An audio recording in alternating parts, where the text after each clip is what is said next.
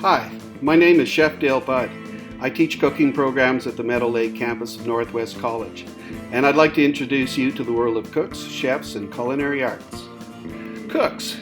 There have been several pre-employment training programs for cooks from Saskatchewan Polytechnic over the years, including food service cook and institutional cooking. These programs have been designed to teach fundamental pre-employment workplace skills. In the fall of 2021, Northwest College will be introducing the Healthcare Cook Program. This program is designed to prepare cooks to work in healthcare settings such as hospitals, long-term care homes, personal care homes, and private care facilities. The program will be held at the Meadow Lake campus from September 7, 2021 to June 3, 2022, and includes 16 weeks of practical studies here in this kitchen. The word chef in French translates as chief and signifies leadership. If you're interested in leadership training and becoming a chef, then your best path in Saskatchewan is through the Apprenticeship cooking programs with Saskatchewan Polytechnic.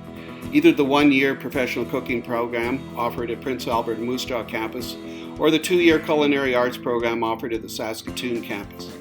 The Cook Journey Person Red Seal program is administered by the Saskatchewan Apprenticeship and Trade Certification Commission. The Red Seal designates that this is a national certification, accepted all across Canada. It involves a combination of 3 years of employment in the workplace and schooling. Your first year of successful attendance in either professional cooking or culinary arts will give you Level 1 apprenticeship certification. Your textbook for apprenticeship training is Professional Cooking by Wayne Gislin. This is a great book. I've taught it for over 10 years. It's a valuable resource that cooks and chefs can refer to for information about techniques and recipes, and all of your exams in the Red Seal program will be based on it. Today I'd like to take you on a little journey of culinary discovery to explore the different subjects that you would study in your first year of apprenticeship training.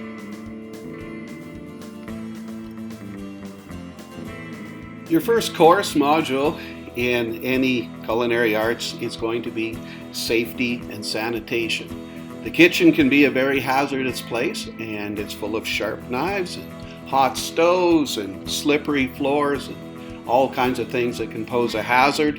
And what we want to make sure in any program is that you can understand all of the hazards that are there to be able to work safely, around others, and to be very comfortable in a safe and sanitary situation. The next step in your culinary journey is tools and equipment. Learning to work with all of the tools and equipment that you would find in a commercial kitchen operation. So I'll take you on a quick tour around their kitchen here in Meadow Lake, and look what we have. We have a Garland range here with a range top, 2 conventional ovens. We've got a griddle and a broiler underneath. Next to it we've got a deep fryer. And here we've got our new convection oven, double-decker. It's for baking. There's a floor model stand mixer. There is a bench model stand mixer. And finally, for baking, a proofing oven for rising our breads. This is a steam cooker. This is a stockpot cooker that I'm using for a wok right now. We've got some mixers and a slicer. That's a potato peeling machine. Wonderful. And here for all our cleanups is a great big conveyor dishwasher. And one of the most important things that you can learn is knife skills. The better you can learn to use that chef knife, the more efficient you're going to be. Here I've cut up what is known as a mirepoix of celery, carrots, and onions in a small dice. The next chapter in your training will be basic cooking principles. And this is all about the science of cooking. And believe it or not, this is one of the most important things you can learn, because it's the science of how heat works, how food is affected by the different things that we do with it that makes us better cooks. When we understand that, then we can become more creative. If we don't, then we're just bound to someone else's recipes. So here I'm bringing some of these cooking principles together. I'm making beef stew, and my pre-prep, I've cut some potatoes in large dice, and I've cut some carrots and turnips in medium dice. And the first thing I did was I sauteed the beef, and sauteing is a dry heat method with a small amount of fat to brown the beef, and this is going to create the flavor. After that, I've added a beef stock, and I'm simmering it because this is going to break down the connective tissue in the beef and make it tender. When the beef is tender, then I'm first going to add the carrots and the turnips because they have more fiber than the potatoes, so I want to cook them to tender. The last thing that I'm going to do is I'm going to put the potatoes in and cook them to tender, and then I'm going to thicken it, and now I'm ready for the dumplings. And now I'm adding the dumplings, and dumplings are basically biscuits that we would normally bake in an oven. But what I'm going to do is I'm going to drop them into the stew, and then the next thing I'm going to do is I'm going to cover it. And now the dumplings are actually going to cook with steam heat. So I've used several different techniques in order to make my stew and dumplings.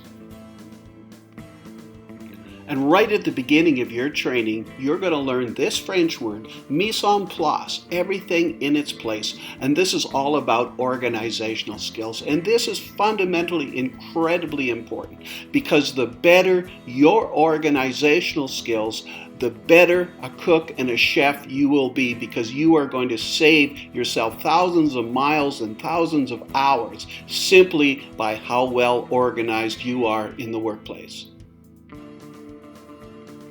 We start our next chapter of learning with another French phrase, garde-manger.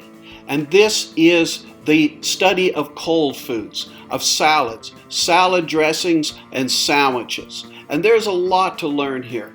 All of the different kinds of salads. We look at salads from all over the world. We look at salad dressings. We teach you how to make your own mayonnaise, how to make your own salad dressings of all kinds, and sandwiches. And sandwiches is a huge world. There's so many different kinds of sandwiches, and they're so fundamentally important to almost every food service. Even a pizza is defined as an open-faced hot sandwich. So there's a lot to learn here, and there's a lot of skills that you can develop that are going to help you in your workplace. Our next course of studies is vegetables, starches, and pastas. And vegetables are so important both for nutrition and for the vibrance and flavors they can add to our cooking. So we learn to select vegetables. We learn how to cook them appropriately. Now for me as a chef, the most wonderful time of year is the height of summer, where I can go out to the garden and I can pick some snow peas and look around, and here I can find a zucchini, and I'm looking for some green beans, and now I'm ready to do a little Asian cooking. So here I've got a Thai style stir fry with green beans, and here I've got snow peas and beef. We'll study a whole chapter just on potatoes. We'll learn about the different varieties of potatoes and the different kinds of applications for each variety. Here I've got some oven brown potatoes with some cutlets, and I've got some home fries with some fish fillets, and I've got a baked potato with some barbecue chickens. And there's so many different kinds of ways to cook potatoes and to use them effectively. You'll also study a whole chapter on cooking with rice and grains. And here we've got poached whitefish with wine sauce, and we've got a wild rice blend with a little bit of salsa. Here we've got breaded walleye fillets with fried rice, and chicken breast supreme with rice and lentils, and pork souvlaki with a risotto. And of course some sushi with tempura veggies and shrimp and spring rolls. And you'll also be studying pastas. So here we've got an Italian sausage and a classic tomato sauce with homemade linguine. And here's a beef stroganoff. And some rice noodles, Asian rice noodles. These are Singapore noodles. Our next course of studies is stocks, soups, and sauces. And stocks are where we start. We first make stocks, and then we can make soups and sauces with them. The classic stocks are made with bones, and white stocks are made with raw bones. They can be beef bones, chicken bones, fish bones, but I'm making a brown stock. So the first thing that I'm going to do is I'm going to put my bones in the oven and brown them, and this is going to create an incredible amount of flavor.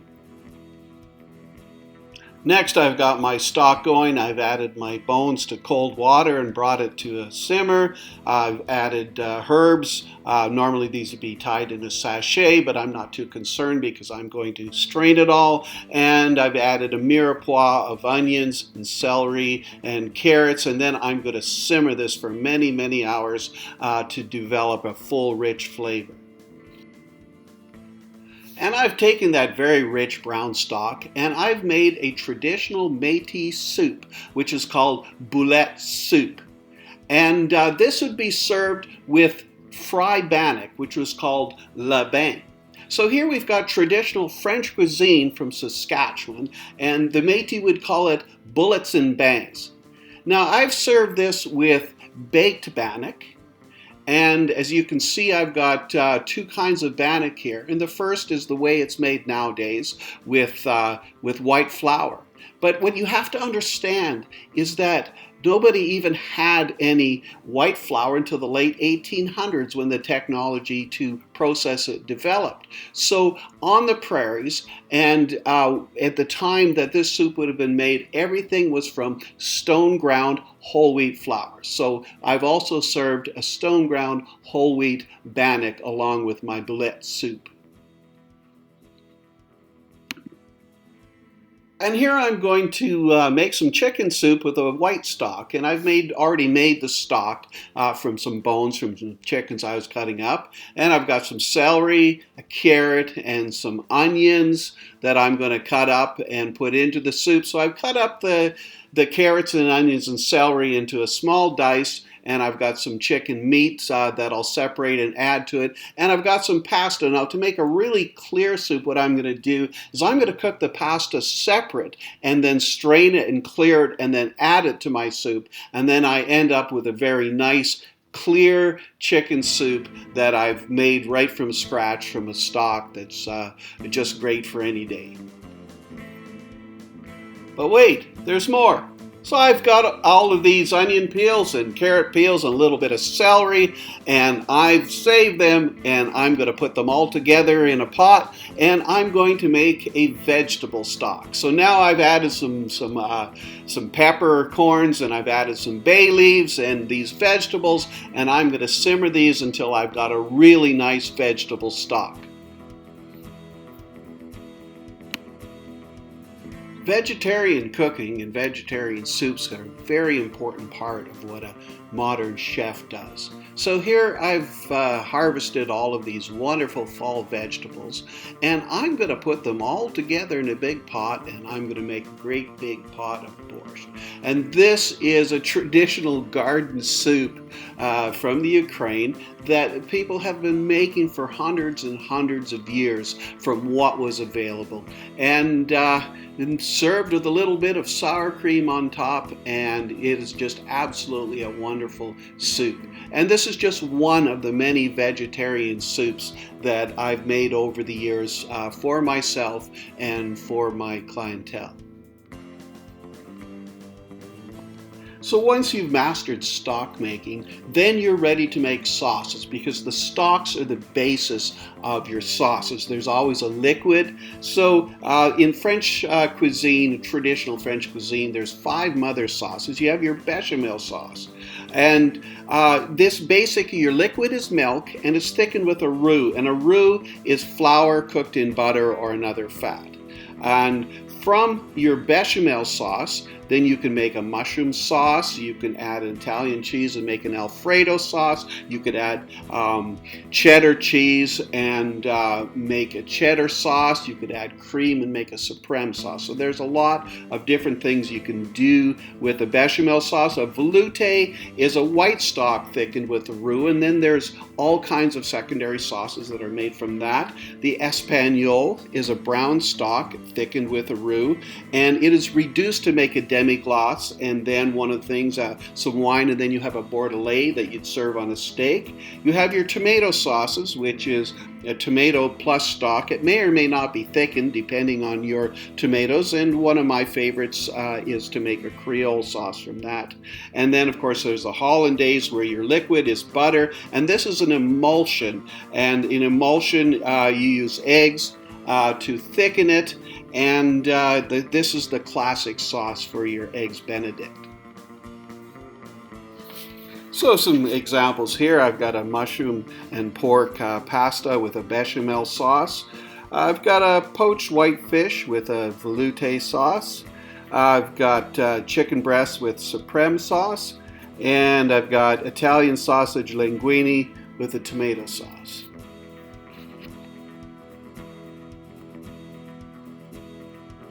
When we study meat, poultry, and seafood, the first thing we need to do is understand what the different products are and how they need to be fabricated and how they need to be cooked. So when we're looking at meat and fabricating meat and cooking meat, we need to understand each cut. There's primal cuts, and then there's secondary cuts, and we need to be able to look at every single product that we see in the store and in the marketplace and know what it is and what kind of cooking techniques is needed to turn it into what kind of product. On a beef, there are certain products that are tender. The loin, for instance. This is where steaks come from. This is where prime rib comes from.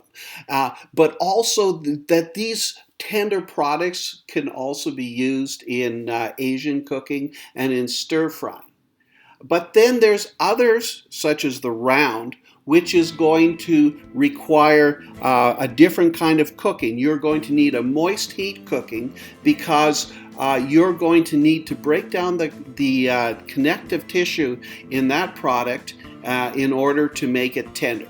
So the next thing I'm going to look at here is braising a round of beef.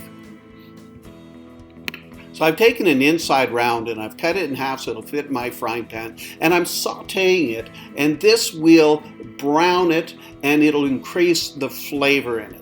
And then I'm putting the two pieces into a pan that I'm going to cook them in, and I've deglazed the pan, and I'm putting all of the drippings into the pan, and I want to make sure there's enough moisture because this is moist heat cooking.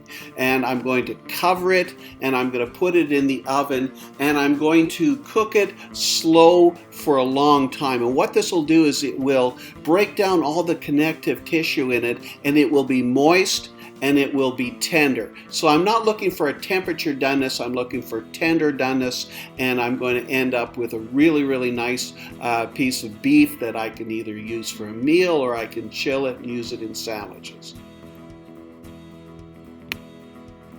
Next, we're going to fabricate a pork loin. I really like pork loin. It can be quite lean, it can be quite tender, and a lot of times it can be quite affordable where I buy it on sale. And there's so many different things that I can do with a pork loin. So I'm just going to show you some of the things that are some of the possibilities. One possibility is to make stuffed pork. I take the entire pork loin and I cut it out into one long piece. I put some stuffing in it, I roll it, I tie it, and I roast it, and voila, company's coming. I'm ready. Another possibility is to take the loin and trim it all down. You'll end up with a nice piece of loin, you'll end up with some trimming, and you'll end up with some tenders. So first take the trimmings, and I'm going to grind them all, and I am going to make Italian sausage. So I've gathered all my ingredients together for fresh sausage, and I've made it into patties and some little meatballs that I can use in a pasta sauce. The next thing is I'm going to take all of the loin. Now this next process is called three-stage breading. So we take each piece of loin and we first dredge it in flour and then into an egg wash, which forms a good glue, and then into the breadcrumbs. And now we have breaded pork cutlets, or in German cuisine it would be referred to as pork schnitzel. Then I can take the tenders and I can make some stir fries like this Thai pork and vegetables or Thai pork coconut curry. Another alternative would have been to have cut some nice boneless pork chops and then diced up some of the tender, and I could make a nice souvlaki served here with a risotto.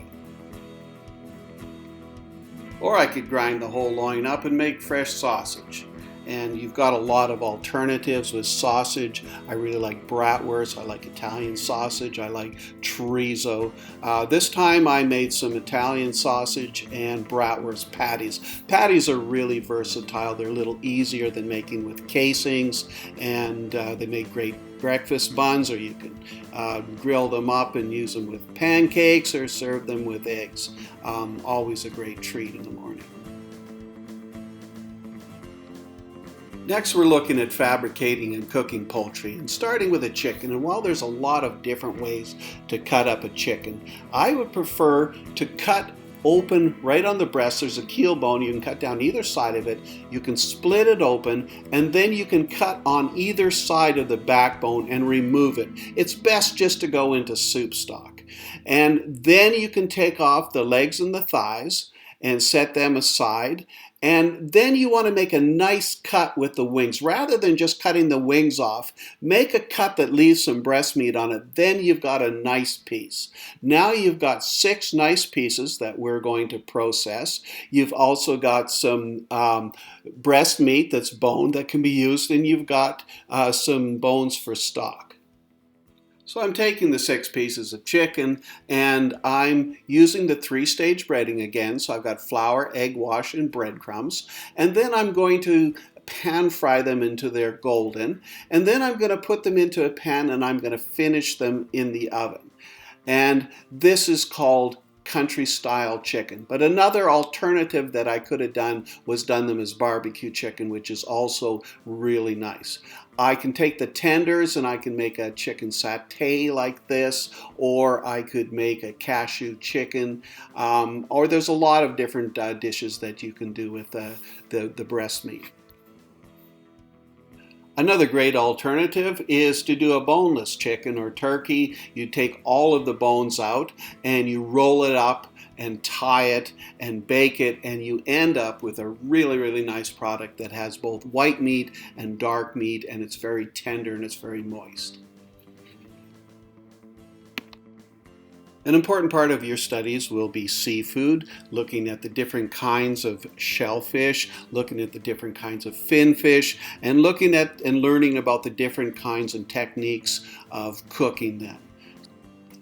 A stir-fried shrimp dish, shrimp creole with sausage, and tempura shrimp.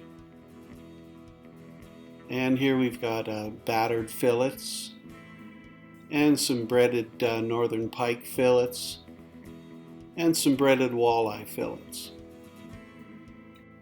Poaching is a very interesting technique that works well with whitefish, and I start with what's called a court bouillon. I place the whitefish into the poacher, and then, this is very important, I bring the temperature up to 80 degrees. This is the poaching temperature. 100, it's boiling. It would shred the very delicate flesh of the fish because fish has very little connective tissue. But at 80, it will cook it very gently, and what happens is the protein becomes very firm and the fish becomes very well cooked, but very moist and very tender at the same time. The whitefish is lifted out of the poacher. And I've got braised carrots, I've got wild rice, and I've got a very nice white wine sauce that I'm going to serve with it. And the meal looks like this. In your program, you'll be studying baking. The first thing we're going to look at is baking yeast breads and quick breads. These are the ingredients that we're going to use to bake some whole wheat buns. I've got some whole wheat flour, I've got some flax seeds, I've got some olive oil, there's an egg, there's honey, and there's some yeast that's already set ready to go. I'm mixing the dough in a KitchenAid mixer. This replaces what would have traditionally done by hand, kneading the dough. And what happens is, as it's kneaded or mixed, it develops the gluten and the dough becomes elastic. And then as the yeast grows and multiplies, it gives off gas. The gas is trapped in the elastic dough and forms all the little bubbles that's going to make this bread light. When the gluten is well developed and the dough becomes smooth and elastic, I take it out of the mixer and put it into an oiled bowl. And now I want it to rise, so I need a warm place for that to happen. So what I've done is I've warmed my oven up and I've covered the bowl and placed it in the warm oven. Now we can see here the ideal temperature is around 28 degrees Celsius. So I'm going to leave it in here to rise until it has doubled in its size. At this point, I'm going to take the dough out of the oven and I'm going to shape the dough into buns, and I'm going to put them back into the warm oven and I'm going to let them rise one more time. Then I'm going to take them out. I'm going to preheat the oven to 350 and I'm going to put them in and bake them until I've got some really nice whole wheat buns. Something else you might make in your first year program is Danish pastries. And Danish pastries are a yeast dough product, but they're also called a laminated dough. And what this means is that the dough is rolled out and spread with a layer of butter and then folded and folded and folded until you can have as many as 1,000 layers. And when it's baked, all those layers create what's known as a puff pastry, and it's very light and it's very crisp. Muffins are a quick bread, which means that instead of using yeast as the leavener, which makes them rise, we're going to use baking powder or baking soda. And my favorite way of making muffins is to stop at the Saskatoon patch and pick a few Saskatoons. And then I'm going to make some whole wheat Saskatoon muffins. And these are going to be both delicious and nutritious.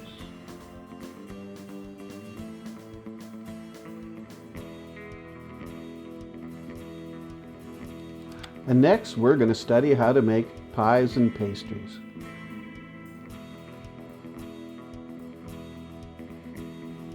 Nowadays, most people open a can of pie filling when they're going to make a pie, but I'd rather go and pick some apples or buy some in the store and make something called the old-fashioned pie recipe.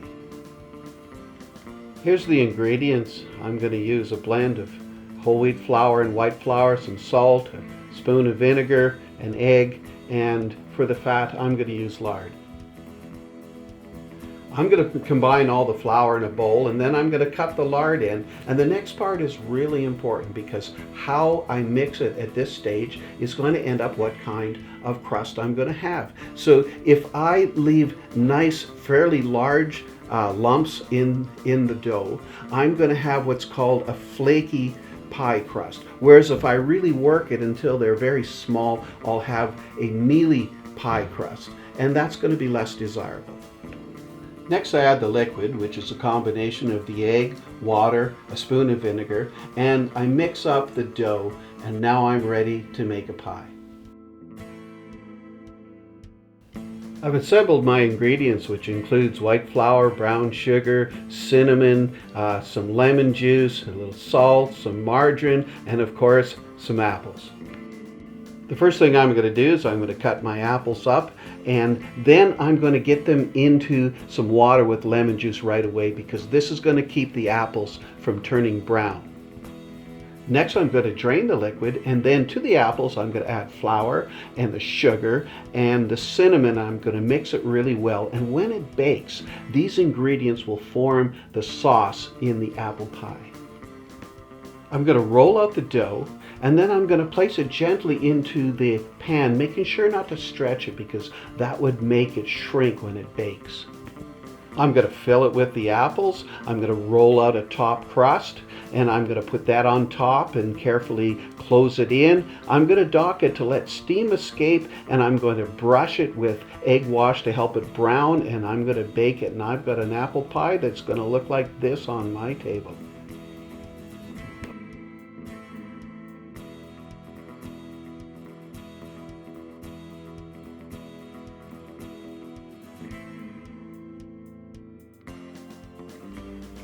And finally, in your program, you'll be studying cakes, icings, and desserts.